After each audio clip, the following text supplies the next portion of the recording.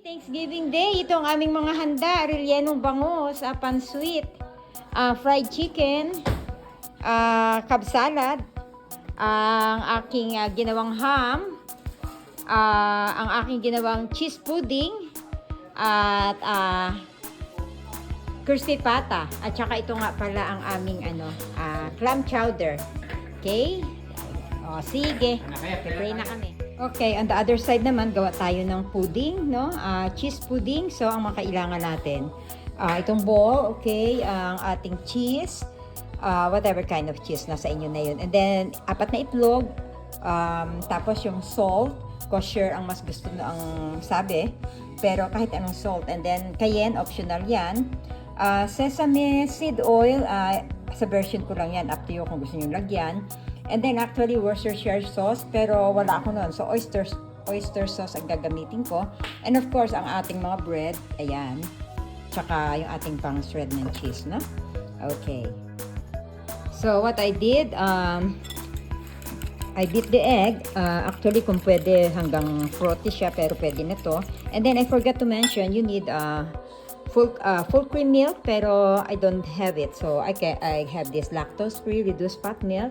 Actually, 3 cups niyan, okay? Okay, so may mga optional akong dinagdag. Nasa inyo na yun if you like. Nagdagdag ako ng parsley. Tapos, kung gusto niyo medyo sweet siya, nilagyan ko siya ng honey. Ayan. And then, hinalo ko siya ng hinalo. Pinagsama-sama ko. Be sure na lubog yung inyong o soak na soak yung inyong tinapay. So, yung bread, depende kung gaano ka-firm ang gusto ninyo. Whatever kind of bread, yung mga leftover nyo. Pero wag naman masyadong luma, no? Kasi magiging maanto yung pagkain ninyo. Okay, at ilalagay ko to ngayon dito sa aking container. Pero, i-grease ko muna siya ng konti. O lagyan ko ng oil para wag magdikit, no? Okay. And then, I will set the oven 400 degrees, no? Ipipreset ko na siya. So, bake. And then, I'll just increase it to 400. And then, ayan, mag-reset na siya. Okay. Okay, nilagay ko na siya sa oven natin for 30 minutes and then we'll check later, no? Ayan. Meron tayong parang muffin style, tsaka meron tayong parang loaf. Ayan, luto na yung ating cheese pudding at tsaka cheese bread. Let's stand for 15 minutes bago nyo iserve, no? At saka pwede nyo siyang i-fridge for 3 days. On the other side naman, ang role naman ng aking hubby, gumawa ng macaroni and fruit salad. Okay? Walang commercial yan. Titingnan natin paano niya gagawin. Pero mga ingredients dito, meron siyang raisin. Ang gusto niyang gamitin ay puti. Para maganda naman tingnan. And then, itong Nestle cream. And then, meron siyang condensed milk, tapos Philadelphia cheese, at itong mga fruit cocktail mix. Ayan. So, later, babalikan namin kayo. So, on the other side naman ng ating fruit cocktail, what my husband did ay pinagsama-sama niya lahat ng ingredients. Okay, yan na yung mga fruit cocktail mix, tapos ilalagay na niya ang Nestle cream, tsaka ang condensed milk. At actually, nalimutan niya yung nata. Ewan ko kung makakabili siya pag pick up niya ng pagkain. Okay, we'll see it later. O, ayan, pinaghalo-halo na lahat. Tapos ito na, condensed milk. No? Nandiyan na yung pasas. Actually, hindi naman pala puti yung pasas eh. Green yan. Green yung pasas daw. Ako lang pala nagsabi. Mali naman ako doon. O, sige. Okay. Okay, bye-bye. Okay, dinagdag na ang nata at ang kaong dito sa macaroni fruit salad.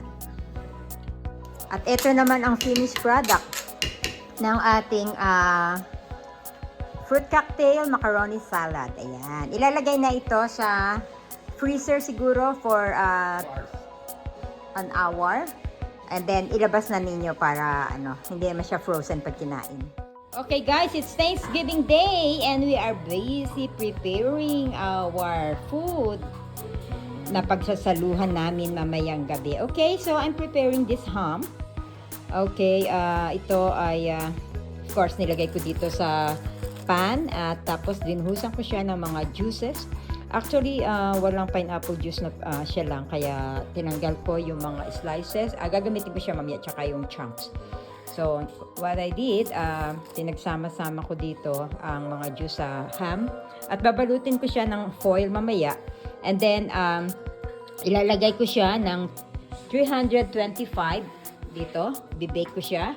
325 at 10 to 12 minutes per pound. So, more or less, mga 3 hours yata. Tingnan ko, i-compute ko yun. Mga 211 minutes, I think.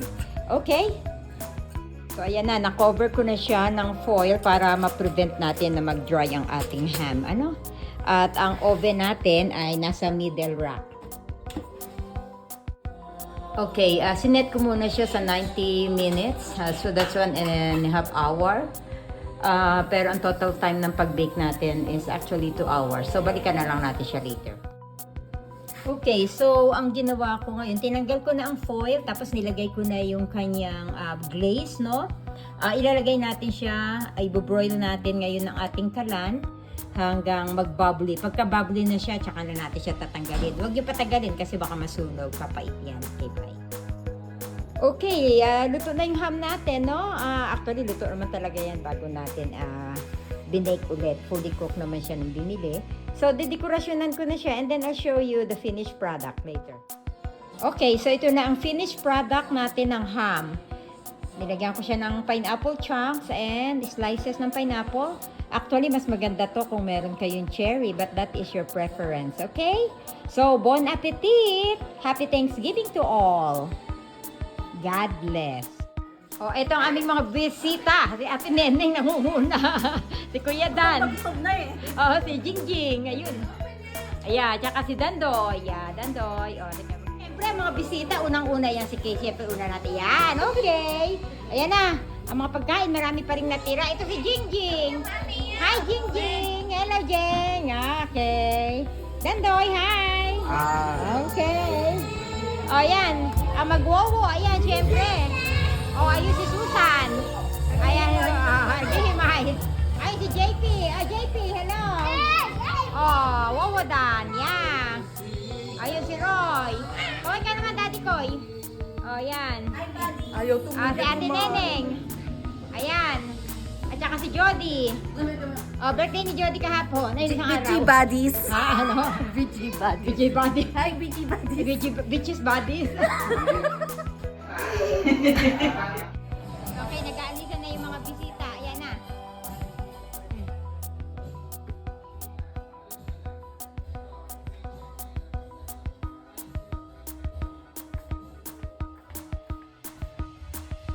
Tagal ni Kuya Dan, mag-ginaw. Tagal ni Kuya Dan.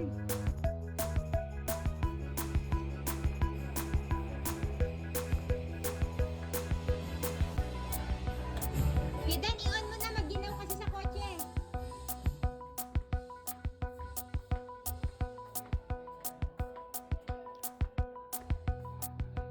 O, yan na. Okay, bye-bye.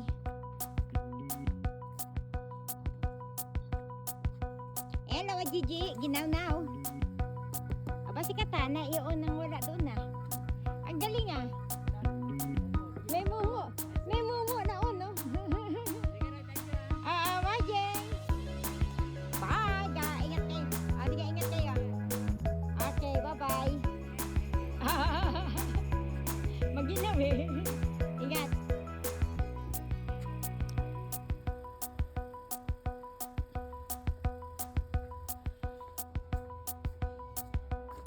Oh, ito. Nagbubulahan tayo magkapatid. Oh, ayan. Oh, ayan. Oh, yeah, babrush teeth. Ang ganda-ganda naman ni Brooklyn. Look here, Brooklyn. Oh, nice headband. Oh, wow. Okay, pretty. Wow. Okay, there you go. Oh, yeah. What are you doing, Bebe? Can you take my video off your right here? What? Oh, my goodness. I'm so impressed. Oh, okay. Baka tumama ka doon. Oo, tatama dito. Tama. Enough. Can you take my pic? Yeah, I'm already taking it. Okay. Oh, i-add ka niyo sa inyo na yun. Oo. Kasi may apple pie na hinihingi ko na lang. Wala mong kakain